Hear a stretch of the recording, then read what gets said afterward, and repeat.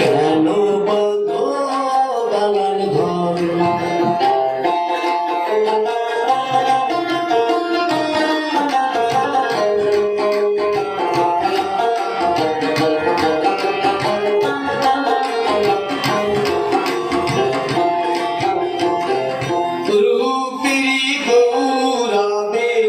সাজিয়াছ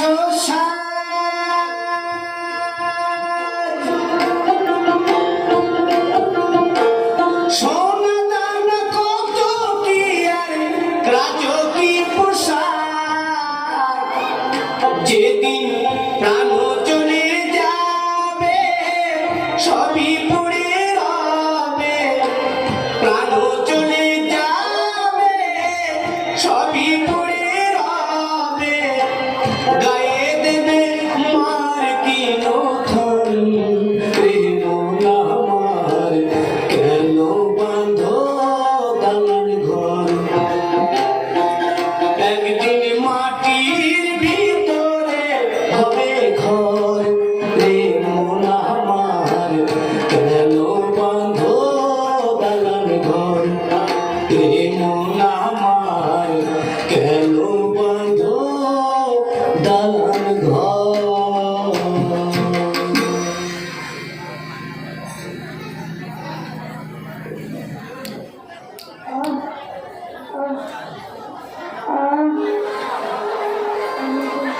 আমি জানি কি করতে পারছি না মহারাজ আমাকে ছেড়ে দিন। আমাকে ও পার্বতীকে ডাকছি মহারাজ আমি যাই মহারাজ আমি যাই মহারাজ আপনার লাগবে তোমার কাছে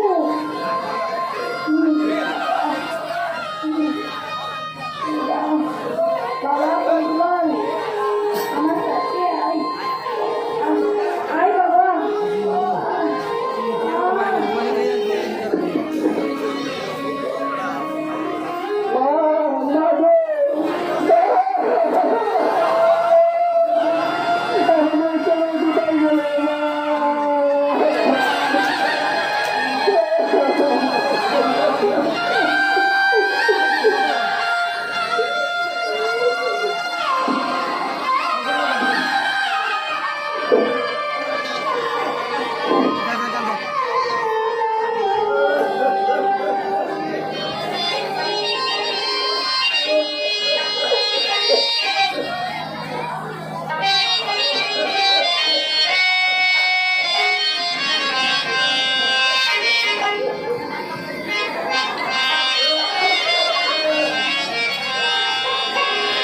সাদা কাপড় পরাইয়া খাটের উপর শোয়াইয়া মাইরে তোমরা কই যাইতেছো লইয়া রে গ্রামবাসী একটু দাঁড়াও মাইরে দেখি নয়ন বইরা মাইরে দেখি রে গ্রামবাসী একটু দাঁড়াও মাইরে দেখি সাদা কাপড় পরাইয়া খাটের উপর শোয়াইয়া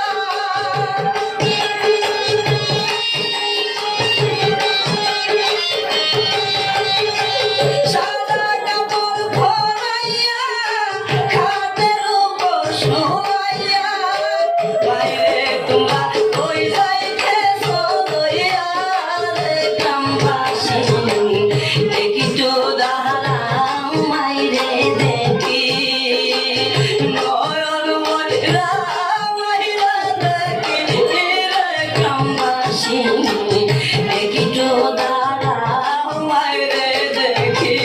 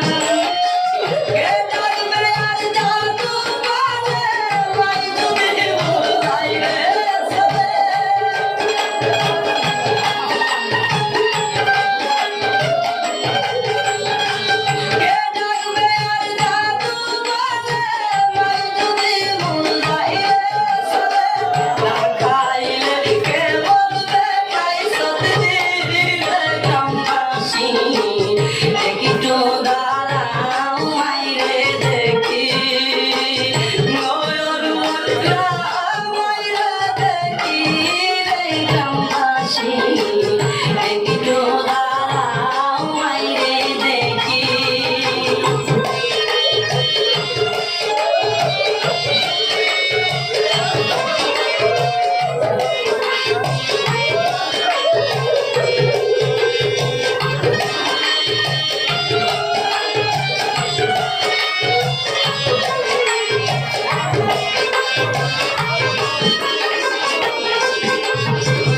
কত মিশিরাইতে আইসা দেখছি বাড়িতে লাগিয়া রইছে মায়ের বসিয়া কত মিশিরাইতে আইসা দেখছি বাড়িতে লাগিয়া রইছে মায়ের বসিয়া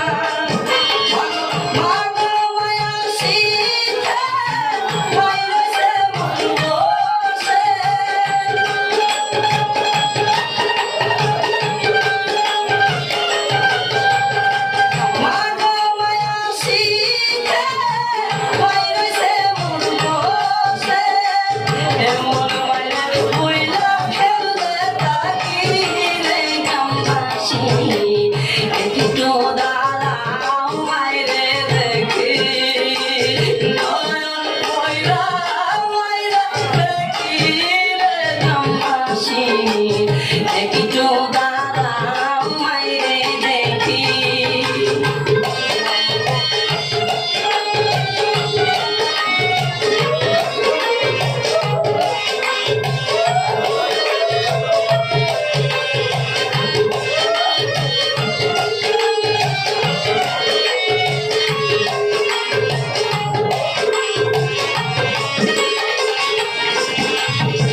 শুনো বাড়ির লোকজন কান্দিও না এখন আর কান্দিলে না হবে কি শুনো বাড়ির লোকজন কান্দিও না এখন কান্দিলে না হবে কি তোমরা আতর গোলাপ দিয়া বাইরে দাও সাজাইয়া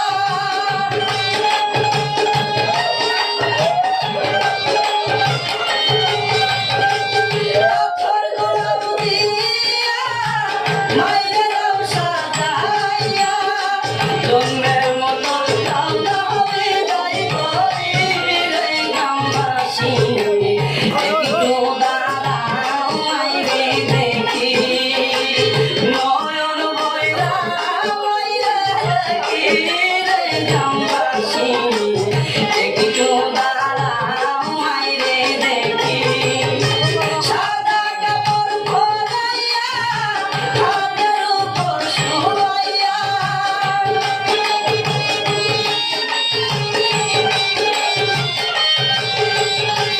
সাদা কাপড় পরাইয়া হাতের উপর শুয়াইয়া বাইরে তোমরা কই যাইতেছো বইয়া রে গ্রামবাসী একটু দাঁড়াও মাইরে দেখি বয়স বইরা মাইরে দেখি রে গ্রামবাসী একটু দাঁড়াও মাইরে দেখি নয়ন বইরা মাইরে দেখি রে গ্রামবাসী নয়ন বইরা মাইরে দেখি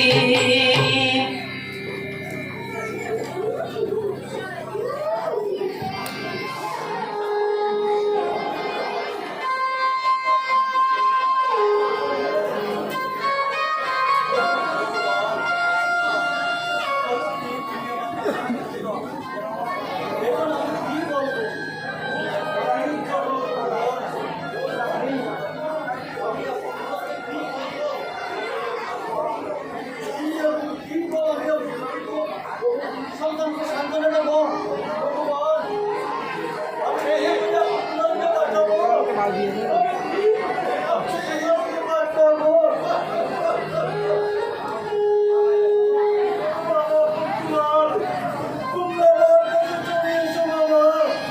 তোমাদের মায়ের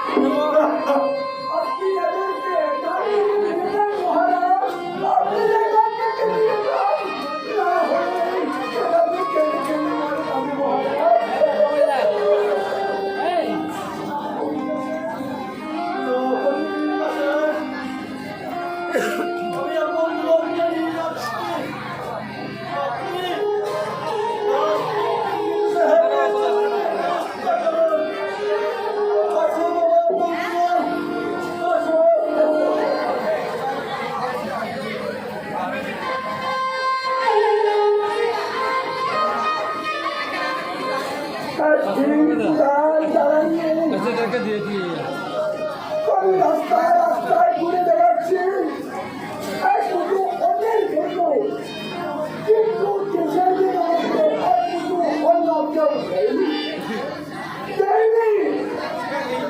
রাজব্যক্তি আমাকে দয়া করে ওই রাস্তাটাকে তুলে এনে সেনাপতির দায়িত্ব দিয়েছে। তাই আমি প্রধান সেনাপতি রাজলক্ষ্মী চলে গেল, আমাকে আমি তাকে বলে বলে ডাকবো।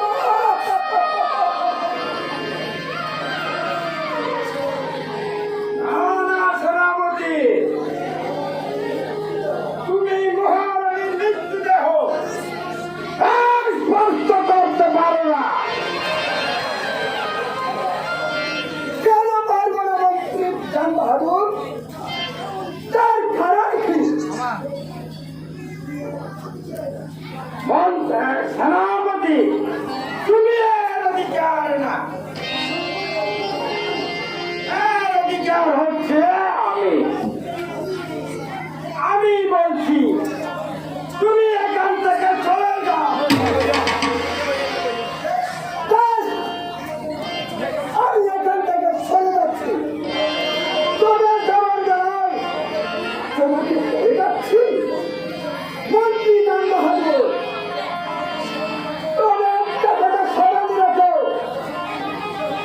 মহারানীর মৃত্যুদেহ যদি সত্যার কোনো তা ভালো কথা, নয়তো অর্থ যদি না করে মৃত্যুদেহ কাঁচা ছেড়ার ব্যবস্থা করো।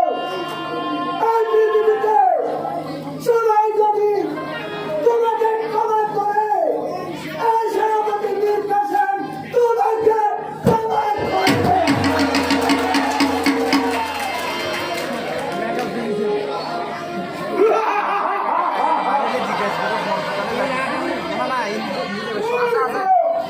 সেনাপতি, তুমি জানো না এই মন্ত্রীর কত ভয়ঙ্কর। মন্ত্রী, এই মন্ত্রী জাহান বাহাদুর ইচ্ছা করলে দিনকে রাত করতে পারে আর রাতকে দিন করতে পারে। আর আসলো কি, ইনি আমাকে বিশ্বাস না করে দুটি সন্তানকে তুলে দিলে ওই সেনাপতি মীর কাসেম। আমি কি পারলাম না? তারা দুটি সন্তানের মধ্যে একটি সন্তানকে আমি মানুষ করতে পারতাম না, কিন্তু আমি জানি তুমি আমাকে কোনোদিন বিশ্বাস করো না। আমি তোমার এই মৃত্যু দেহটাকে কাজ না করলে ওইখানে ফেলে দেব, ওই সাগরের জলে। ওইখান থেকে বাঁচতে বাঁচতে এক কিনার এসে যাবে এই দুনিয়ার শিকার তোমাকে কামড়াইয়া কামড়াইয়া খাবে। আর আমি দেখবো তোমার দন্তমশা দাঁড়িয়ে দাঁড়িয়ে হাসতে হাসতে দেখবো।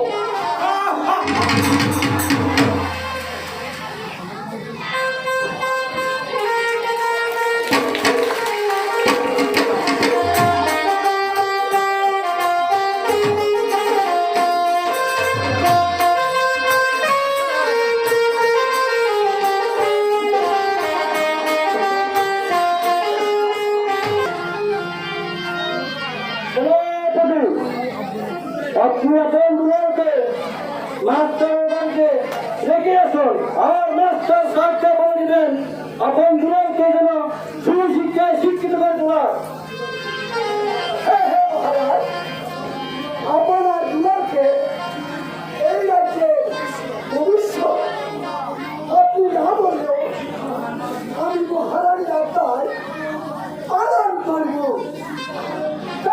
তাদেরকে সুশিক্ষায় শিক্ষিত করে তুলব এবং মানুষের মতো মানুষ করে তুলব। দুদিন পর এদের এই রাজ্যের মান এদের হাতে তুলে দিতে হবে মহারাজ। এখনো আপনার ঘোড়াকে নিয়ে আমি মাস্টারের বাড়িতে যাব।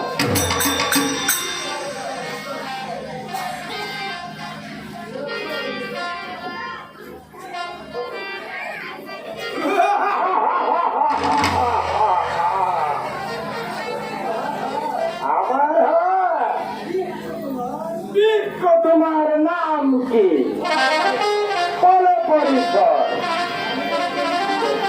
আমি এই ধর্মপুর রাজ্যে এমন আগুন জ্বালিয়ে দেব, সেই আগুনে পুরে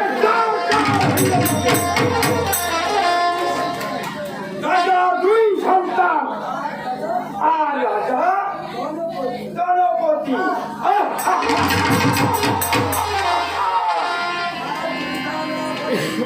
আর যদি আমি তা না পারি তাহলে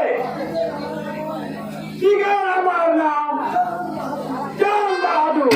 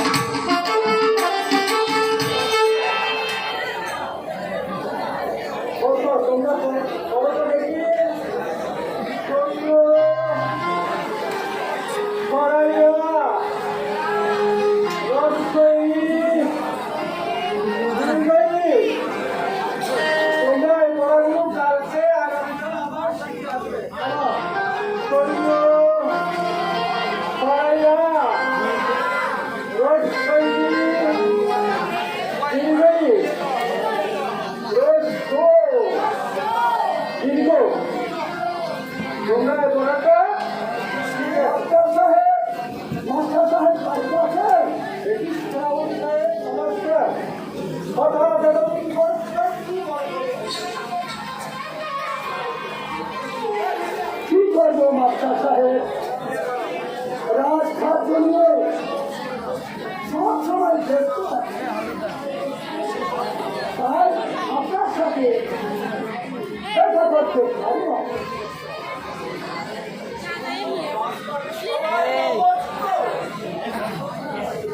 হ্যাঁ মাস্টার সাহেব, সবাই ভালো আছে, কিন্তু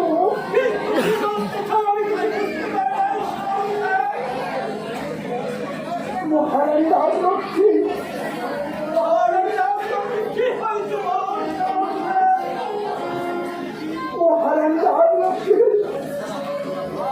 আমাদের সবাই মায়া ত্যাগ করে ওই পরিবারে চলে গেছে।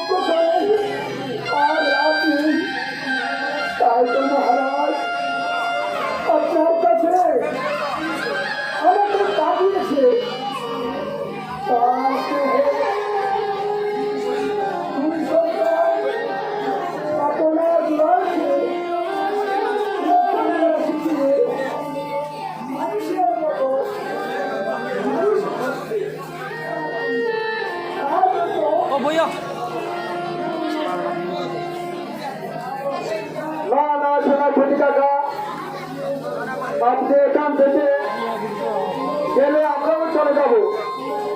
আমরা এখানে থাকবো না সেনাপতি কাকা, আমরা এখানে থাকবো না।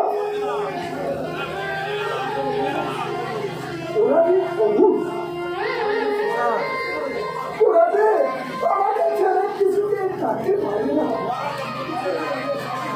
তাই আমাকে এদের হাতে দিয়ে আমাকে চলে যেতে হবে।